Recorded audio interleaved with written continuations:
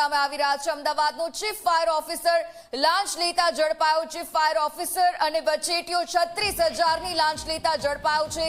6 બિલ્ડિંગની NOC માટે 36,000 રૂપિયાની લાંચ માંગી હતી। પ્રત્યેક એનઓસી માટે 6,000 રૂપિયા માંગ્યા હતા। આરોપી ભાવસિંહે ફોન પર વાત કરીને લાંચની રકમ પણ સ્વીકારી હતી। એસીબીએ આગળની કાર્યવાહી હાથ ધરી છે।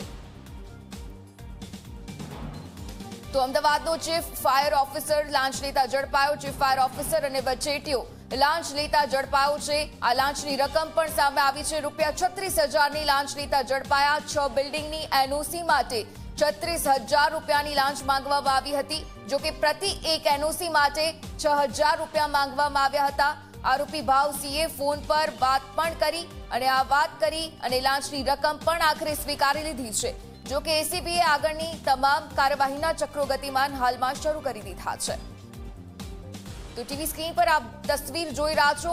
આ બંને શખ્સ કે જેમણે આ બંને ફાયર ઓફિસર અને વચેટિયા દ્વારા લાંચ લેવાનો સમગ્ર મામલો સામે આવ્યો।